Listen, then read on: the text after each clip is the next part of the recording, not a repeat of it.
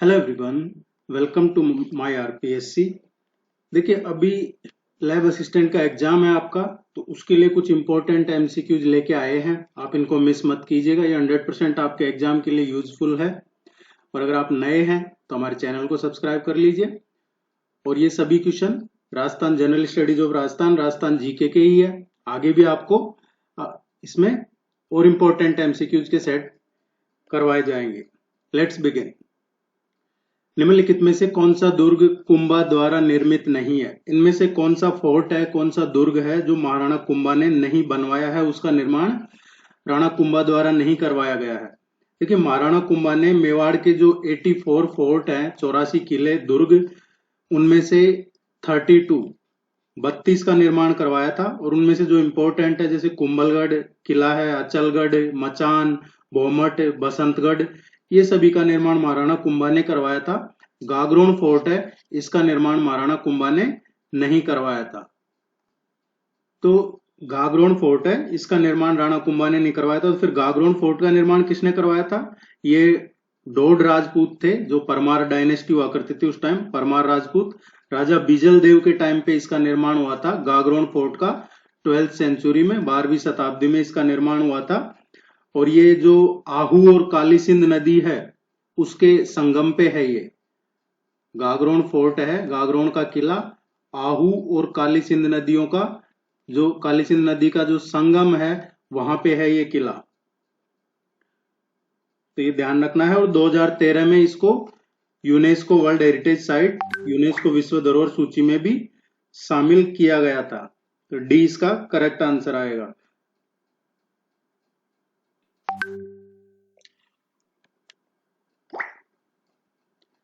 राजस्थान के कौन से प्रसिद्ध संत बीकानेर के कातरियासर से संबंधित है?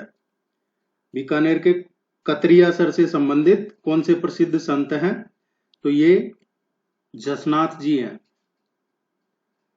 जसनाथ जी संप्रदाय के संस्थापक भी थे और एक निर्गुण संत थे। और इनका जन्म हुआ था 1482 ईस्वी में।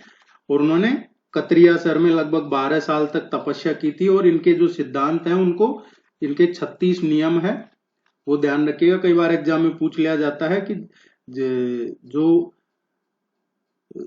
कतरियासर है, वहां पे जो 12 साल ये तपस्या की है, उसके 36 नियम सिद्धांत किस संप्रदाय से संबंधित है? जसनाती संप्रदाय से संबंधित है। और ये बीकानेर के कतरियासर गांव में है। माही परियोजना से लाभान्वित होने वाला जिला कौन सा है? माही प्रोजेक्ट से, माही परियोजना से लाभान्वित इनमें से कौन सा जिला हो रहा है? माही नदी है। माही नदी ये ट्रॉपिक ऑफ कैंसर है, कर्क रेखा, इसको 2 बार कट करती है। माही नदी जो कर्क रेखा है, उसको 2 बार कट करती है ये। और इसका उद्गम होता है मध्य प्रदेश में धार जिले से। मध्य प्रदेश का जो धार जिला है, वहां से इसका उद्गम होता है। ये जगह है एक मिंडा विलेज करके, वहां से अमरोहा पहाड़ी है धार जिले में, वहां से होता है। एक्चुअली जो अमरोह हिल है, अमरोहा पहाड़ी, वो विंध्याचल माउंटेन रेंज है, विंध्याचल रेंज, उसी का ही पार्ट है। और इसका उद्गम होता है मेहद झील से। माही नदी का उद्गम मध्य प्रदेश के धार जिले में, ये अमरोरू करके पहाड़ी है, विंध्याचल रेंज में आती है। और वहां पे एक मेहद झील है, वहां से होता है। इसको वागड़ और कांठल की गंगा भी कहा जाता है। और माही नदी कहाँ, किन किन राज्यों में बहती है?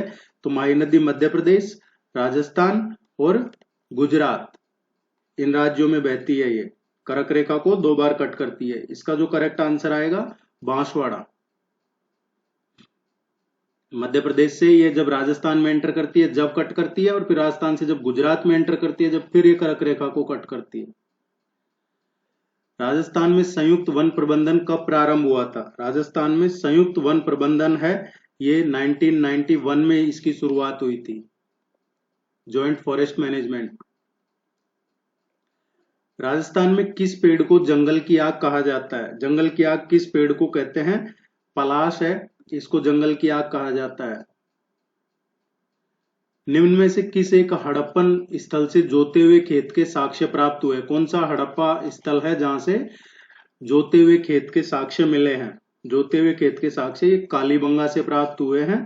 कालीबंगा सिंधु घाटी सभ्यता का एक काफी एंशियंट स्थल है, प्राचीन स्थल है जो भारत के, ये राजस्थान में है कालीबंगा, और राजस्थान का जो हनुमानगढ़ डिस्ट्रिक्ट है उसमें आता है ये, हनुमानगढ़ जिले में।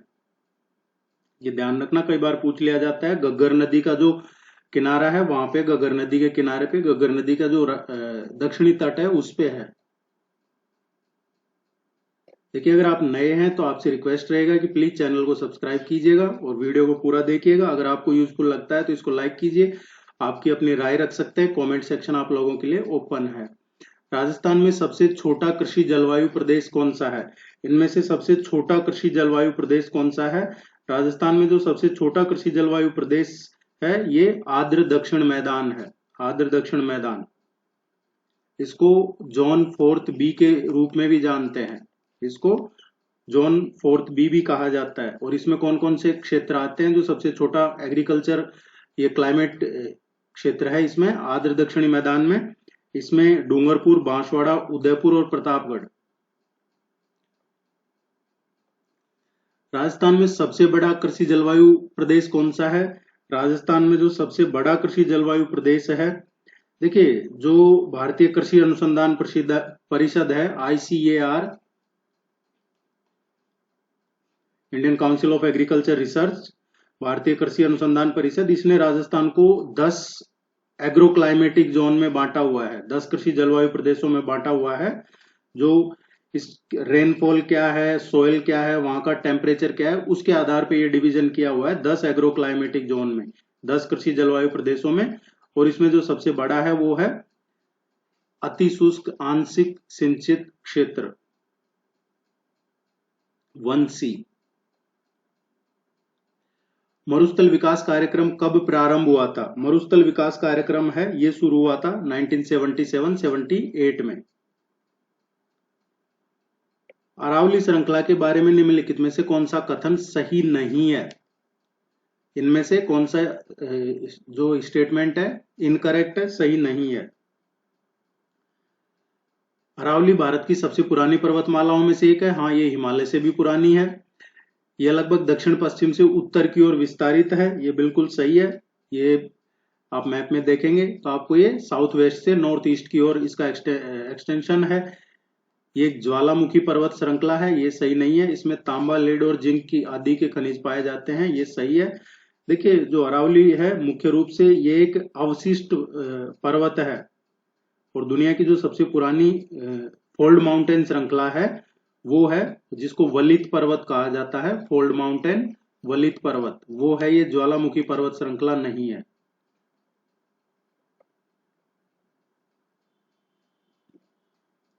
पिछवाई चित्रकला शैली मुख्य रूप से किस स्थान से संबंधित है?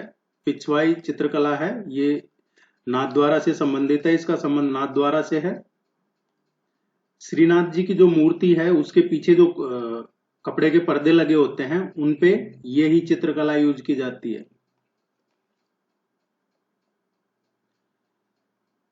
जाखम बहुउद्देशीय परियोजना, जाखम मल्टीपर्पज प्रोजेक्ट राजस्थान के कौन से जिले में स्थित है?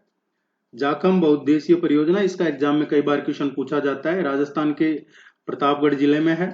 प्रतापगढ़ में ये अनूपपुरा गांव है, वहां पे है प्रतापगढ़ जिले में। माही नदी की सहायक नदी है जाखम, ये माही की ट्रिब्यूटरी है। राजस्थान का जो सबसे ऊंचा बांध है यही है, 81 मीटर का।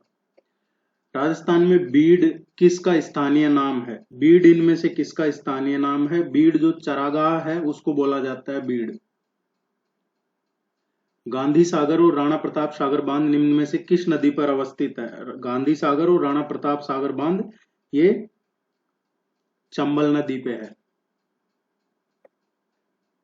कोटा और रावतबाटा।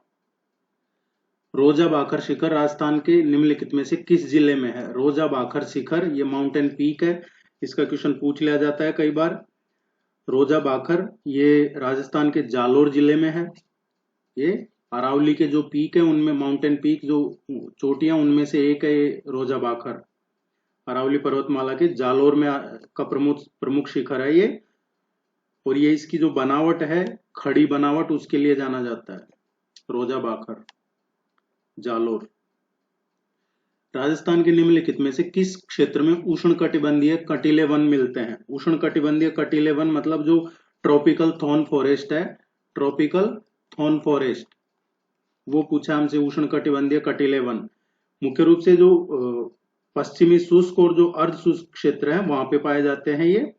रेगिस्तान जनरली जो डेजर्ट एरियाज है मेनली जैसलमेर, बाड़मेर, पाली, जालोर, चूरू, नागौर, बीकानेर, इन जिलों में ये पाए जाते हैं।